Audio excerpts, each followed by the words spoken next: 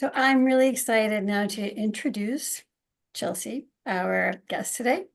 So as I learned in researching Chelsea's bio, her professional interests and accomplishments are vast and varied. But for the purpose of this conversation, we're going to be speaking to her in her role as a user experience researcher at LinkedIn, where she collaborates with product teams using truly multi-method approach to, quote, inspire empathetic and elegant end-to-end experiences. I'm quoting Chelsea, obviously. So I saw Chelsea present some of her research at the Trust and Safety Research Conference last fall. And as Chelsea might attest, I practically rushed to the podium to thank her for putting so many of the principles of prosocial design into action. And I immediately thought we need to share that work with our community. So I'm delighted to that Chelsea Johnson accepted our invitation. Welcome. Thank you so much. So let's start with that research that you presented at the conference. Can you share with us all really what were the questions that motivated you and what did you learn? Yeah, for some background on that, I was motivated by a talk that I attended at the Prosocial Design Network. So it's actually very full circle to be sharing the research here. But a while ago, you all hosted a talk with Matt Katsaros, who I think is also a member of the Science Board, and he was doing really fascinating work around understanding the perspectives of people who break rules on platforms. And we were just around that time really shifting towards a focus of proactive intervention versus focusing on reporting and how to solve things after harm's already been done. So I connected with Matt after that. I ended up interviewing him, and he inspired me to challenge two key assumptions that I personally had that I often heard in trust at LinkedIn, and I often hear in trust in general. So the first one is a little bit methodological. So during most of my time at LinkedIn, I was the first dedicated trust researcher at LinkedIn. I had been focused on how harm manifests on our platform in the LinkedIn context specifically, and focused mostly on people who had been victims of harm and trying to understand how to help those users. And at LinkedIn, we use the word members for our users, so you'll hear me say that. How to help those members feel safe. And there's plenty of good reasons for that. But also, if I'm being honest, I had a lot of fear around talking to people who break rules. That felt really scary to me, especially as a woman of color. Like, would I be safe? But also, would people even be interested to talk about that? So Matt really inspired me in his research and his finding that people were actually really eager to share their side of the story, were much more responsive, actually. And I found that to be the case for me too. But the second assumption that I was really challenging was the term bad actor. So for those of us who work in trust, we use the term bad actor all the time. But I don't know about you, like if you can even put in the chat, how many of you have been told that you've broken a rule online before? Do you think of yourself as a bad actor? I don't know, I see a couple people laughing. I don't. Like this was me literally the other day. I posted a flyer for a city council person in my neighborhood who was running on Nextdoor, and they were like, you can't do this because the flyer says fundraiser. And I was like, ah. So, here I was being reprimanded. And I didn't think of myself as malicious when I clicked post. So it really made me rethink maybe other people don't too. And maybe these words that we're using every day actually don't describe people's experiences. So I had some real curiosity around, especially why on LinkedIn, a place where people build their professional brand and reputation, where people are seeking work, would post hateful or harassing or inflammatory content. Like that was really curious. That felt like a conundrum. So ultimately, the study that I shared at the Trust and Safety Conference and that I'm here to talk about today sought to gather insight on the goals, motivations, perspectives, and mindsets of people who violate our safe conversations policies on the feed. And those policies are around harassment, hate speech, inflammatory content. You can find them in our professional community policies online as a user. So that's what we were interested in understanding, gathering feedback on like what it feels like to have your content taken down. And really with the ultimate goal of identifying opportunities for more pro-social and more proactive interventions. So we interviewed 213 people who had violated policy in the 30 days prior, followed with interviews of 10 more people to really talk in depth about it, and found a few things. So the first was that most people in that survey used the platform in good faith. I can actually share this visual from the, let's see if I can share so you can see this. All right, do you see this? Okay, so 45% of people thought that the content that they shared was appropriate to post. Many of them had seen content very similar on their own LinkedIn feeds, and we're like, oh, this is like normal for LinkedIn. Secondly, which was really fascinating and continues to be illuminating for us, like having just come off of an election season, actually 2024, so many elections around the world, but this study overlapped with the October 7th attacks on Israel and the subsequent war in Gaza. And so like a majority of the conversations that were being referenced had to do with the political climate. This context was important in the moment, but it also is important again and again because while hot button moments are exceptional, they are increasingly common. And during a crisis, polarizing topics feel really critical to discuss, even in a workplace setting.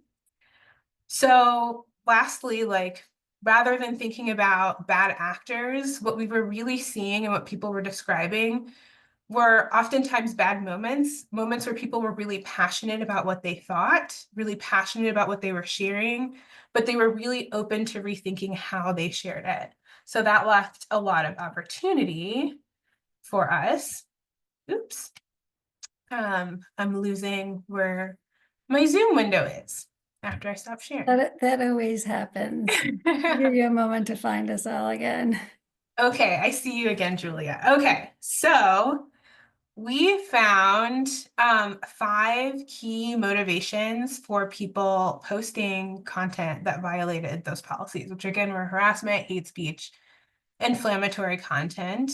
There were folks who were advocating for a cause. There were people who were defending an idea, or themselves or someone else. They were correcting the record, so they saw something harmful and they were responding to it in kind. There were people who were engaging in a passionate debate and they were thinking more about the point that they were trying to share than how they shared it. There are also people who were advertising a worldview, so they were trying to connect with people who felt similarly. And then a much, much smaller group of people who had a conscious disregard for the rules. There were maybe like 5 people whose reflections even hinted possibly at that, or that there shouldn't be rules at all, but these were really not like free speech people. These were people who had clear goals and motivations. Okay, actually I do have one more thing to share before we like go back to what I know your next question is, Julia, but let me share this. You can anticipate my next question. Okay, so yeah, we had people who were advocating, people who were defending, people who were debating, people who were advertising, and people who were like just antagonistic. So these are actually some quotes, some anonymized quotes from the survey. If I could write my post in a better way, I reach more audience. So people who really wanted to change people's minds, for example, wanted to stay within the rules because they wanted their posts to spread and they wanted to convince other people. Folks who are defending, and you might have even heard people say similar things in your own feeds and various social media platforms, but there's an information war going on. LinkedIn is part of that. So there's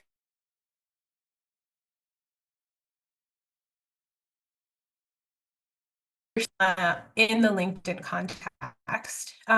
So a takeaway for us was that there's not going to be like a single silver bullet solution, but rather we needed to think about a suite of interventions and strategies for minimizing harm. And that's what our team has been thinking about since then. So, and what we were hoping to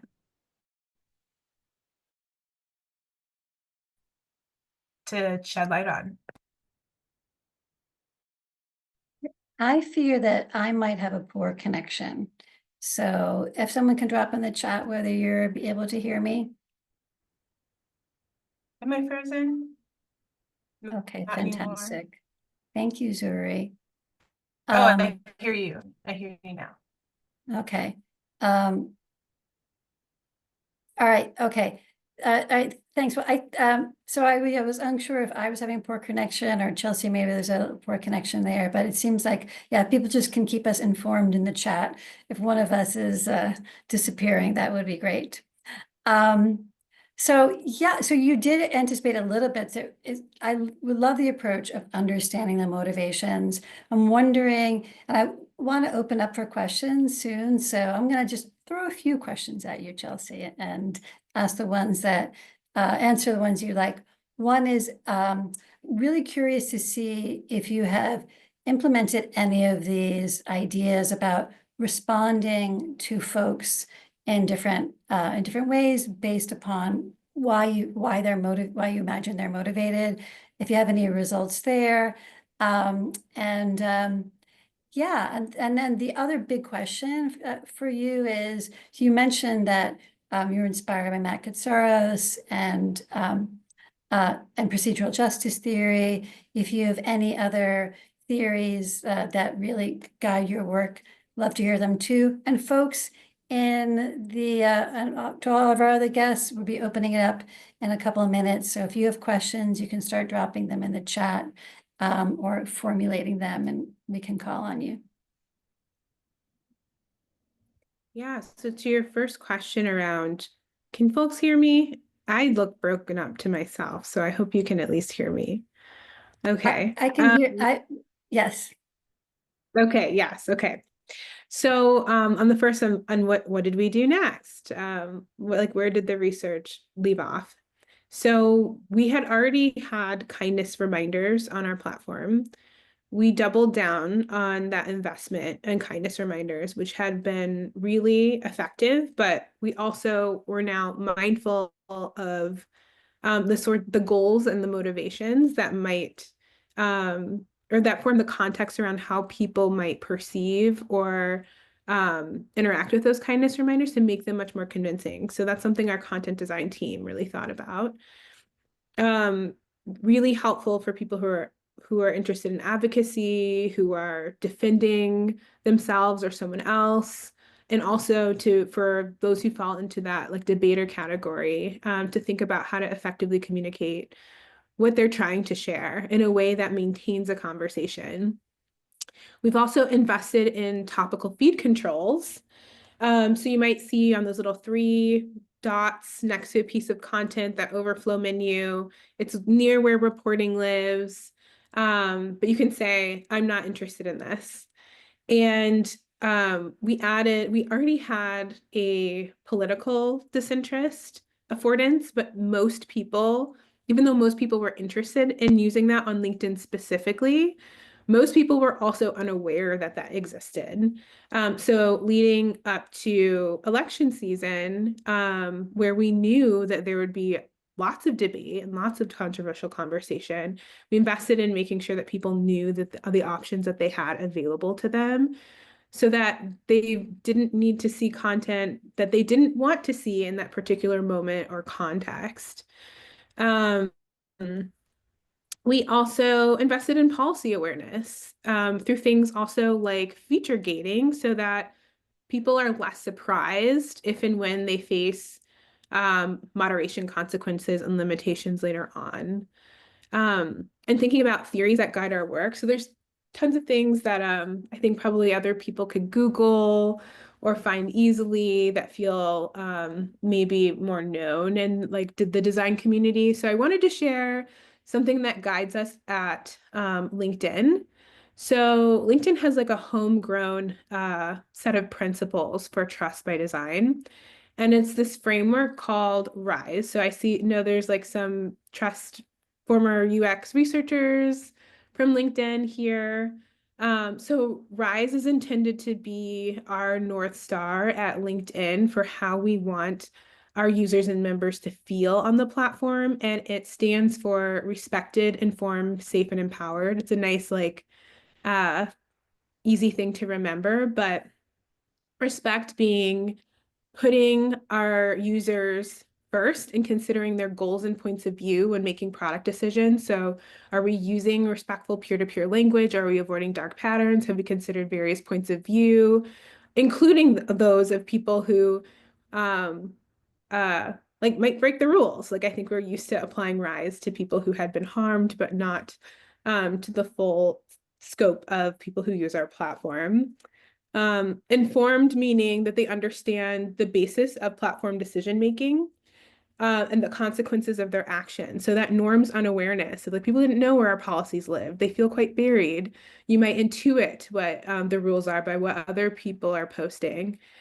So how can we really expect that people will follow the rules if they don't know them? And is that language easy to understand? Is it transparent?